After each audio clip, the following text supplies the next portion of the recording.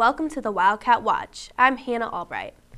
Dr. Posler will soon be saying goodbye to the Baker Orange and hello to the green and white at Lake Erie University as the new president. Here is Aridasia Walker with the story.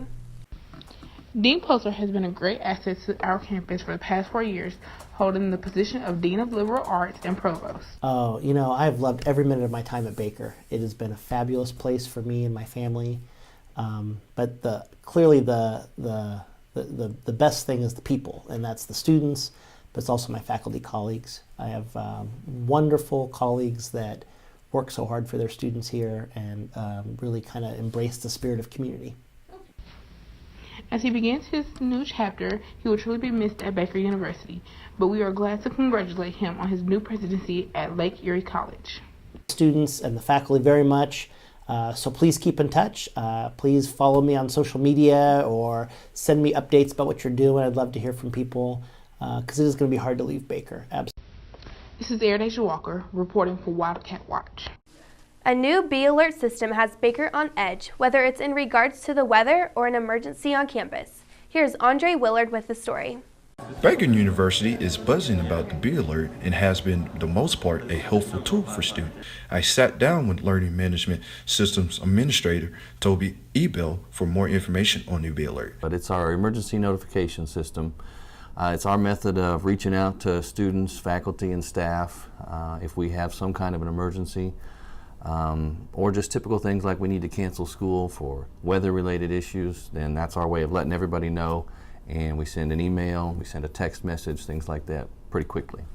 Students at Baker seems to appreciate the bee alert. Yeah, I think it's really helpful. It, like I said, it lets me know what's going on in town, especially if it's anything dangerous, like maybe it's like snow or ice or like the whole thing with the hit and run. It's just helpful, and also I can help other people by knowing what's going on, like let them know if they don't see it or something like that, you know. So far, I think it's been pretty successful. I've only got a couple text messages, the one last week and then one over interterm involving the ice storm. But so far, I think it's working well. I say cell phone, probably because it's the first thing that I look at.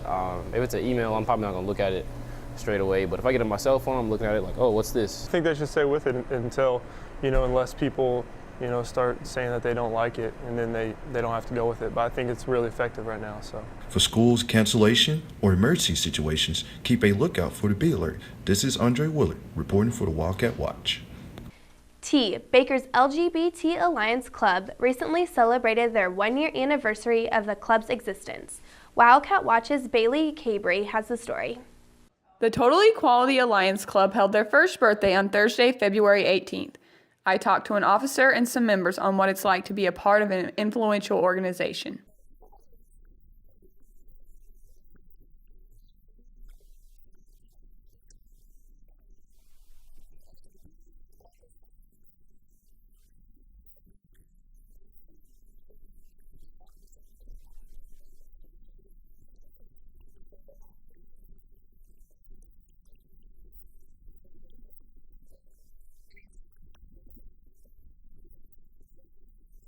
Marissa Smith talked about why she enjoys being in T.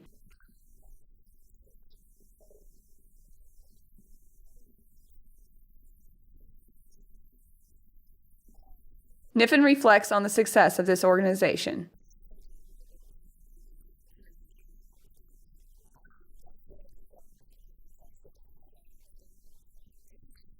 Reporting for the Wildcat Watch, I'm Bailey Cabry. From all of us here at the Wildcat Watch, happy birthday, T. What do you get when you add a pony, a Teletubby, some superheroes, and cold water? A great way to raise money for the Special Olympics. Last Saturday, people from all over the county came together to raise money for the Special Olympics by taking the polar plunge. Event goers consisted of law enforcement, corporate philanthropies, and students from KU, K-State, and Baker. Trey McGuire, Caitlin Apollo, and Parks Boshin represented Baker. In their plunge, organizers announced that the plunge managed to raise $15,720 from plungers all across the area, with KU's Sig Up raising the most money with $7,745. Baker managed to raise $420, only $80 short of their $500 goal. Senior point guard for the Baker women's basketball team, Erica Simpson, was recently named to the COSIDA Academic All-District College Division basketball team. Erica Simpson became the first player in BU women's basketball history to be named to the COSIDA Academic All-District College Division basketball team. This distinction recognizes the nation's top student athletes for their combined performances athletically and in the classroom. Erica, the exercise science major who holds the highest GPA in her district at 3.95, joins the small list of 4 BU athletes who have ever been named to this list. She has started in all 24 games this season and averages a team best 12.3 points per game. I am Coach Lister, head women's basketball coach at Baker University. Erica Simpson is the leader of our team. She has been a starter for us the last 2 years. She's our starting point guard. We're really excited that she's been nominated for the all-district team for COSIDA for academics. Erica is a student athlete first. She has been a scholar athlete the last 2 years and maintains an incredibly high GPA. Really proud of her accomplishment. This award is given out to the top student athletes that not only excel off the court, but on the court as well. You can't just be smart. You have to be a very good basketball player and an instrumental part of what your team's doing success-wise, and she's been able to do that. Erica is obviously a 2-year starter for us. She leads us in scoring right now. She's been a part of a team that's won 20-plus games the last 2 years in a row as the starter, and her excellence in the classroom and on the court have led her to this award, and we're really excited for it because it says a lot about her exemplifying what we stand for here, which is excellence in all areas, and really proud of what she's done. My name is Erica Simpson, and I'm the point guard for Baker University. I was very surprised to hear that I was nominated for COSIDA's all-district team, and I was actually very honored to be recognized.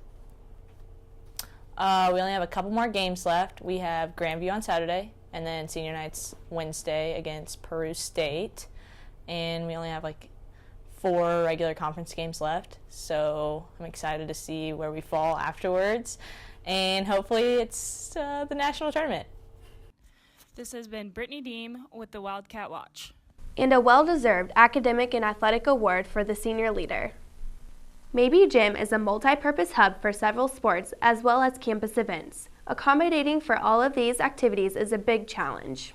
Lately, Maybe Gym has been equipped with a new wrestling mat and wall mats from the Baker wrestling team.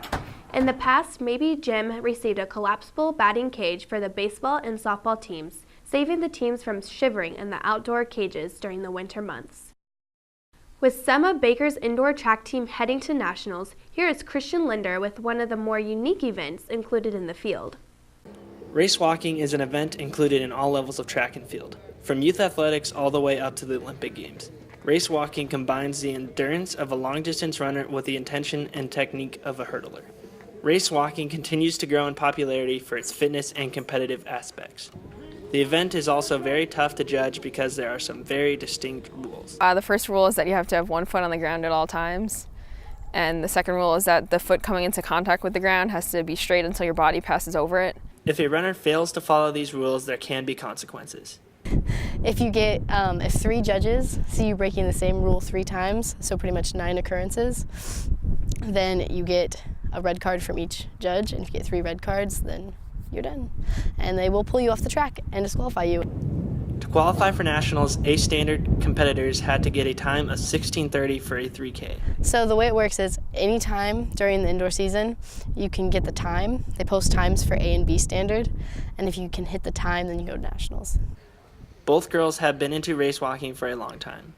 I started when I was a freshman in high school because it's actually a state event in New York, so my coach kind of just threw me in and then I liked it. I've been race walking since I was 3 years old, and I've been on Team USA 3 times. Nationals have the girls very excited for the competition. Yeah, it should be exciting because usually we're used to like not racing with that many people because in the conference there's very few race walkers, but it's good to be like at the national meet and have a lot of competition. This is Christian Linder reporting for the Wildcat Watch. The Wildcats will be competing in nationals March 3rd through the 5th in Tennessee.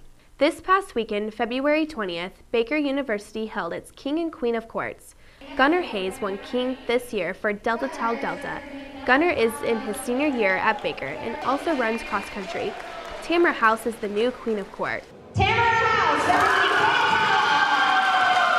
Tamara is a senior as well and is a member of Zeta Tau Alpha, majoring in education. The The Wildcats had great success with approximately $400 collected from the King and Queens of Courts fundraiser, which was given to the Juvenile Diabetes Research Foundation. Having student-driven social media is a major goal for Baker's marketing department. Baker, like other campuses, has chosen to include Snapchat in this campus-wide movement for sharing life here at BU.